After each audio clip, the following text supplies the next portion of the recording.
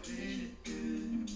I forgot. What does it taste like? California or Chicken? I forgot which one I got.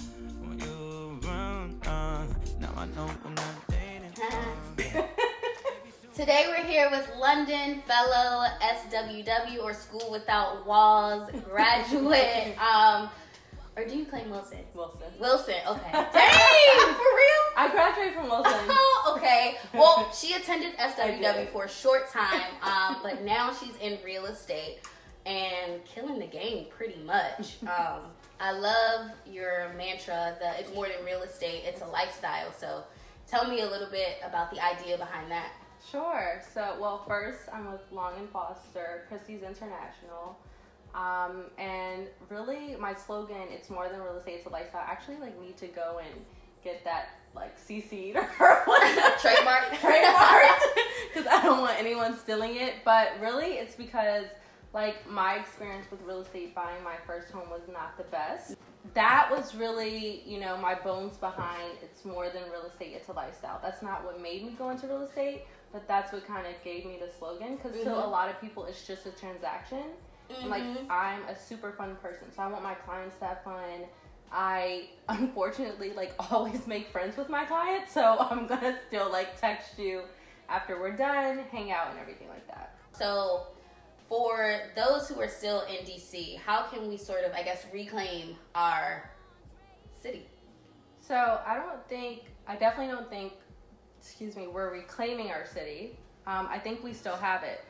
The biggest thing that I'm finding is, unfortunately, ignorance. Mm-hmm. So, and it's ignorance in the sense of ignorance is just a lack of education, a lack of knowledge. That's it. So, we have our city. Let's continue to invest in our city. Mm-hmm. We don't need to look at Maryland. I went to Maryland because I thought that I couldn't afford DC. I could have afforded DC. So it's just knowledge.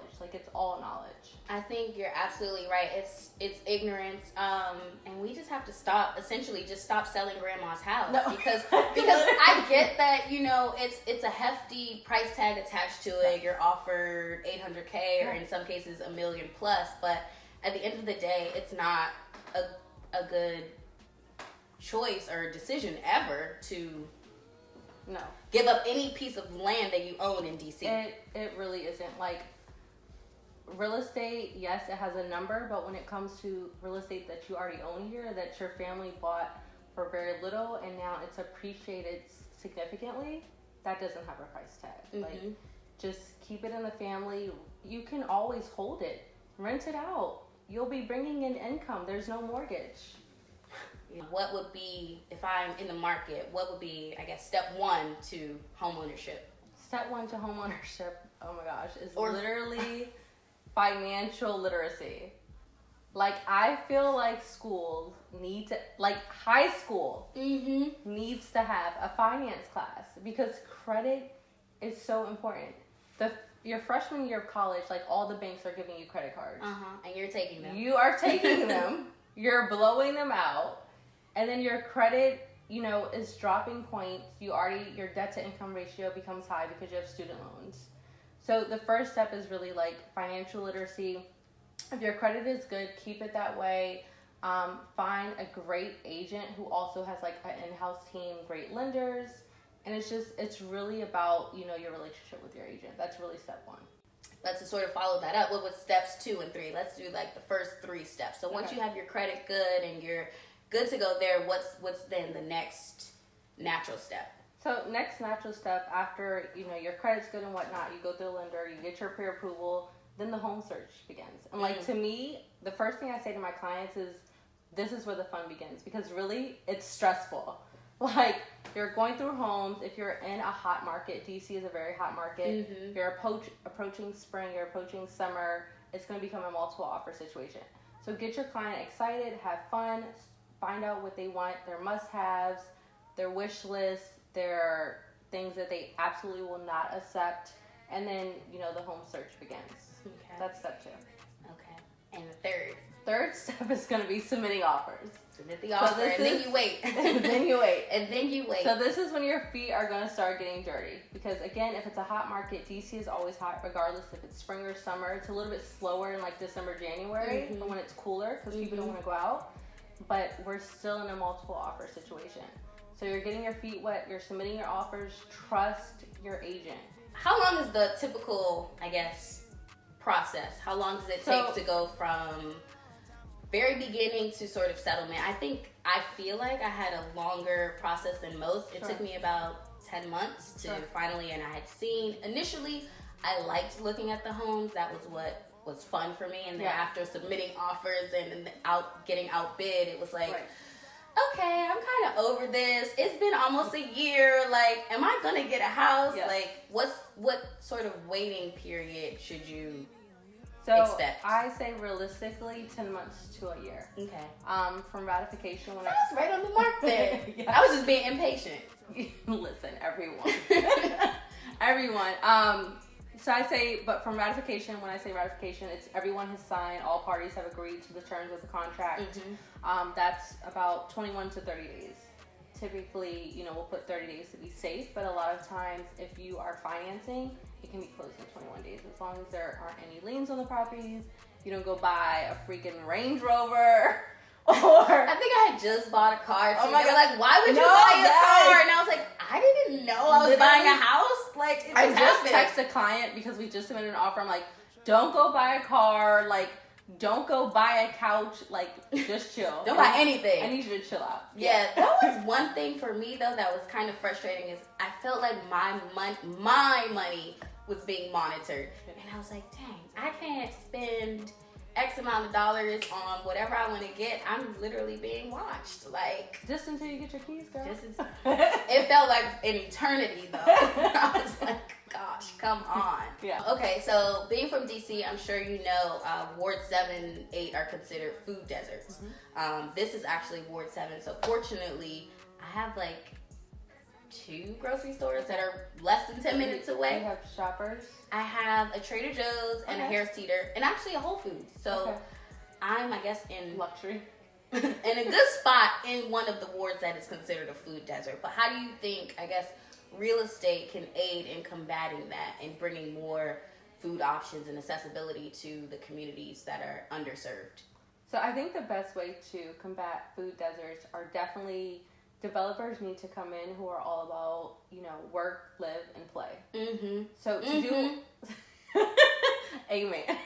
Amen, girl. So to do all of those things, like, you need to have grocery stores. You need to have, like, let's bring gyms to our neighborhood. Like, growing up, I grew up, in Fort Totten, in Michigan Park. I honestly, don't know where the closest gym was. I had to go to Hyattsville to go to the grocery store. Now they're putting Walmarts, they're putting Whole Foods and whatnot. But, let's have developers come in. Also, mixed use. So mixed use is not only going to be for sale properties. These are also going to be rental properties. We're going to have Subways. I don't care. Bring us a McDonald's. Bring us a McDonald's and a Whole Foods. You always say that, when you go in the suburbs, where's the McDonald's? Yeah. When you are in DC, there's a McDonald's and liquor store literally on every corner. So that's what I mean by mixed use. Let's have a Whole Foods and a McDonald's. And I've also seen, I guess, being newly introduced, apartment buildings that have spaces for gardens for tenants to sort of create their own healthy lifestyle and, making it an easy process for them. So I think that's something that can be helpful as well. Yes.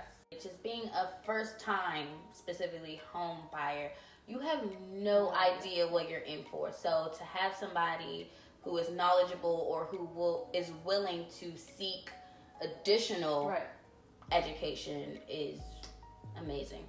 Yeah. And I'm so sorry. I would show you guys what we're having, but we've devoured it at this point. The fact that you had sushi and remembered, sushi is my life.